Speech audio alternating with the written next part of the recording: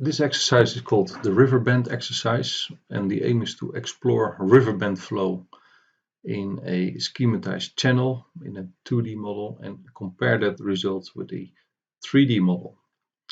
First, we generate a grid with a bend, and then we add the secondary flow in a parameterized fashion in Delft 3D in a 2D model. We analyze the flow results with QuickPlot, and then we compare the 2D results with the 3D calculation.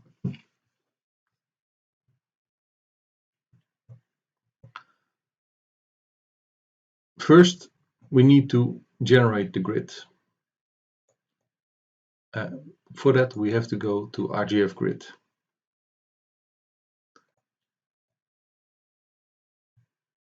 I forgot to tell you that this exercise is based on the rectangular basin that we made before with the same settings.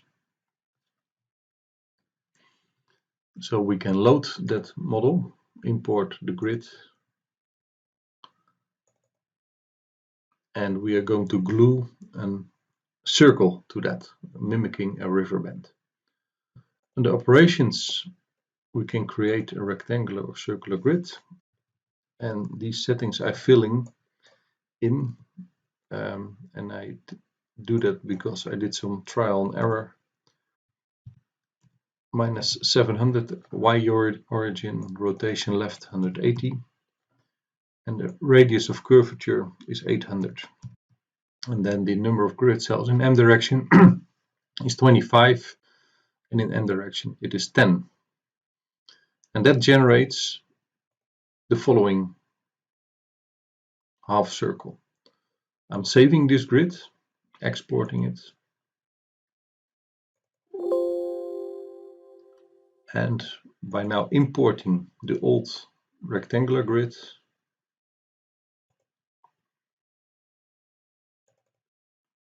you see that they nicely match one another.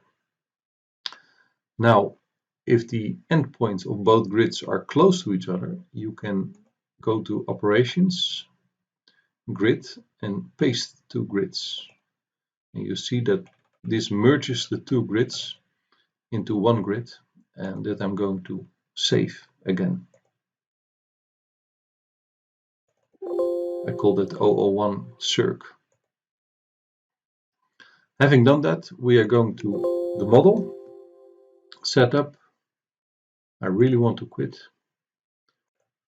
Under flow, input, and I'm using now the old rectangular basin input as a start. So I'm opening up, it's called 001. And I'm replacing the grid by the new grid. Change that, this is a warning, because if you change the grid, it means also all the boundary definitions, the observation points and cross sections will change, because these are all referred to and referring to the MNN grid of the original grid, MN coordinates. So, but I'm still doing it. I open my new grid. It already says it has an error with the reading the bathymetry, of course, because that is also referring to the old grid values. But I decide now to have a uniform depth of 5 meters. I can also define that over here. I don't have to go to QuickIn if we have a bathymetry that is that simple. I maintain the time frame. In the processes, I add the secondary flow. The initial conditions are the same, but then the boundaries, they have to change. So I use again the visualization tool to do that. And I add two boundary conditions, one in the upstream and the other in the downstream.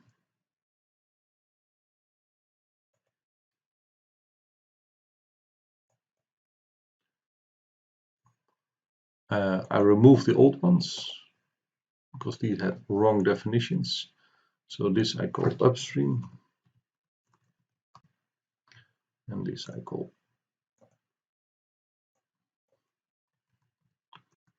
downstream. The upstream boundary condition is a current. It's a time series, and under flow conditions I prescribe 0.8 meter per second flowing in.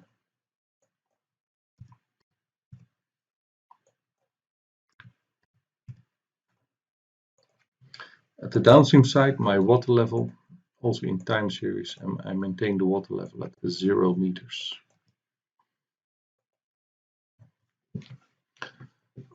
Just to be sure, I'm going to save this as CO1. Save this as CO1, yes, closing it. And the next step is the numerical parameters that I will not touch. The monitoring, that may be still applicable, and then the output I also don't change that, so I save my MDF file as CO1. Now I can start my model.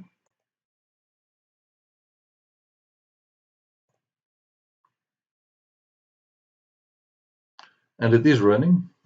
That's good. It takes a little bit longer than the rectangular basin. It is also larger. And I'm directly eager to see my model results in QuickPlot.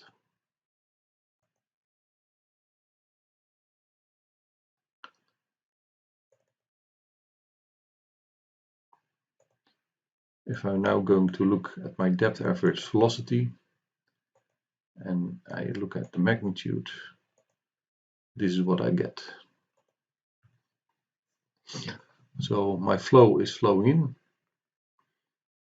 and it's more uniform when it flows out. I also want to plot that in a vector plot.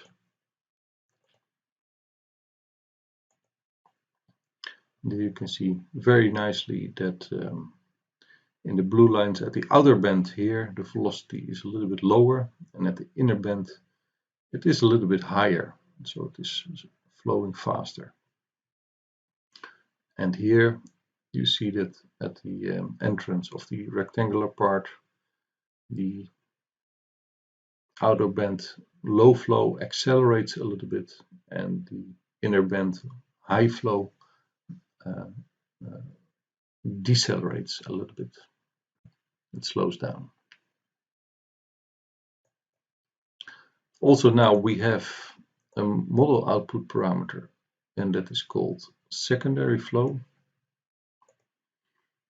We can also show that, and here you can see that indeed in the band flow there is a secondary flow. It is small, so 5 millimeters per second, but it is highest at the highest curvature. So what the flow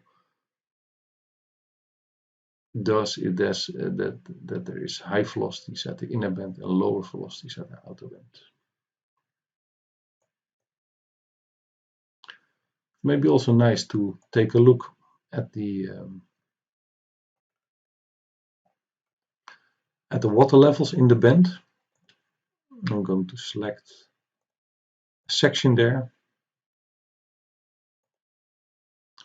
and I'm looking at the water level here.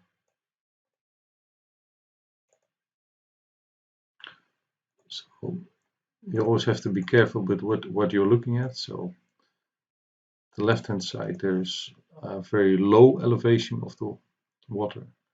Here there's a high elevation in the band, but what is now inner band and what is outer band?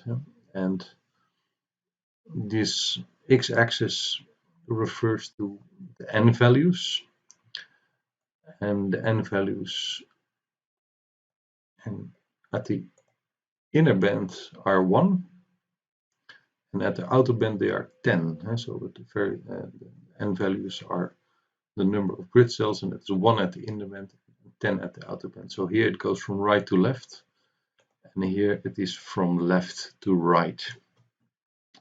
And you indeed see, as issue, that you also see in reality, and that the flow entering the band, it wants to go to the outer bands, and that means that there is, due to the centrifugal forces, there is a water level set up at the outer band and a water level set down at the inner band, where you have accelerating flow and you have decelerating flow.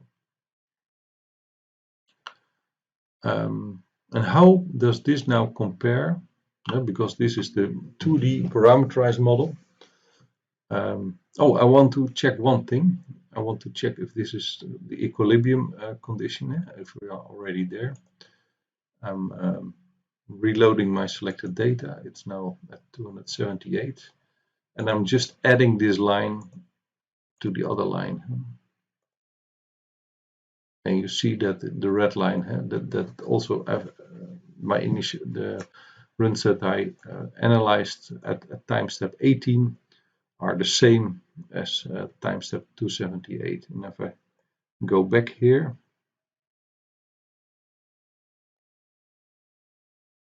it's still the same, but only at the very beginning there is a difference. So the first time steps, the band flow is not feeling well, but then after 6 hours it's almost feeling comfortable already.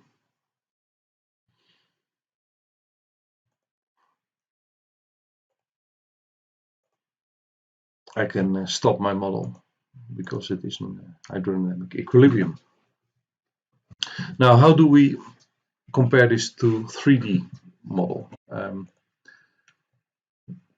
We are going here again to the flow GUI, and under domain grid we can add a number of layers. If it's one layer, it's 2D, but now we make it 10. So also, if we add these 10 layers, it will destroy the boundary data, because these boundary data are based on a 2D case and not a 3D case. I want that. I say yes. You can say here the layer thickness. You can define that per layer. It's a sigma layer. You could argue that because of the bed roughness, there's a boundary layer, and I need higher resolution at the lowest points and a coarser resolution at the more elevated points. But because we are dealing with secondary flow, for this exercise I leave it at an equal distribution of 10% per layer. Now we have to adjust our boundaries. The upstream, it is a current, yes. It's time series, yes. I do it as a logarithmic profile because we have a boundary layer. That is, and the current conditions are 0.8.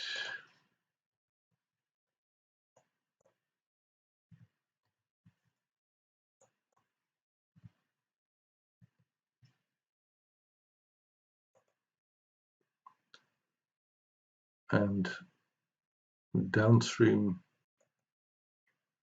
we have the water level, which is still maintained at 0. Again, I'm going to save it. And I call that 301.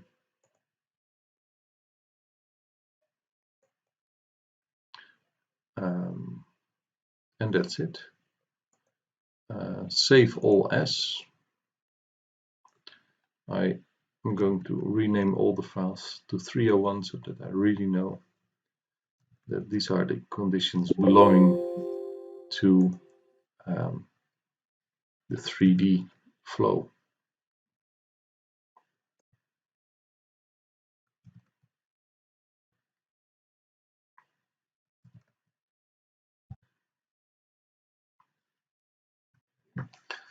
And again, running it,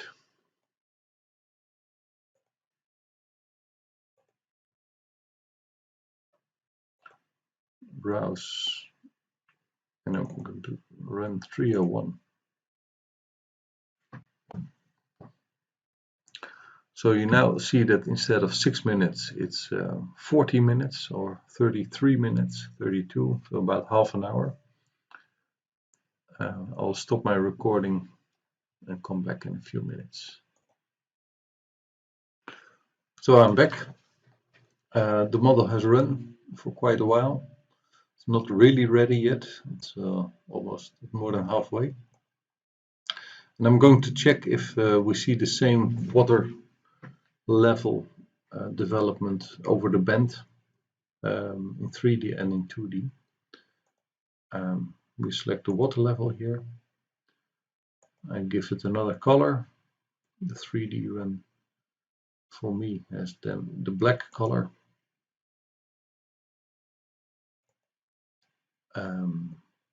And we are indeed at the same cross section over here. And I'm going to add that to the plot here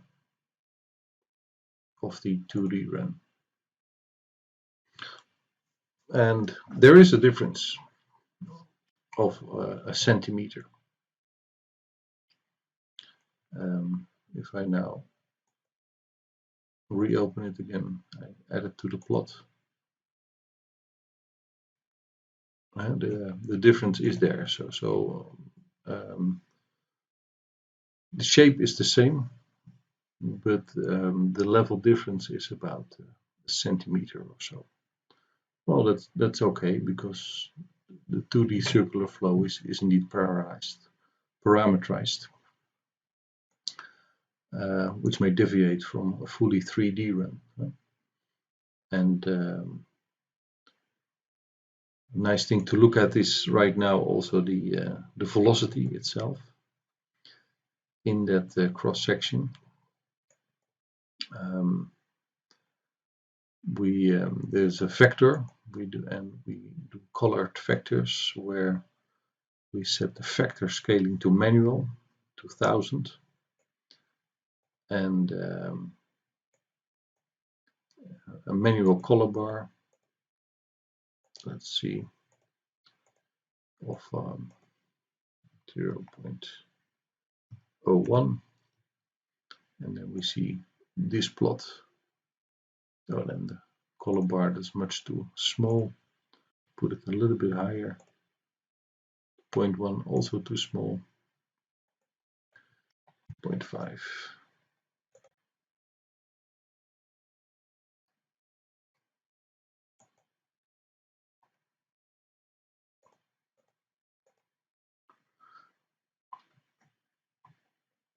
So what we are seeing here is indeed the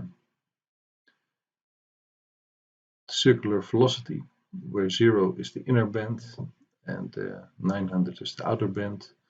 And we really see that the circular flow, or at the surface, the water is flowing from the inner band towards the outer band, and at the outer band, near the bed, the water is flowing from outer band to inner band. And we see this nice circular flow pattern over here. Okay. Thank you for your attention, and I'll see you back in the next exercise.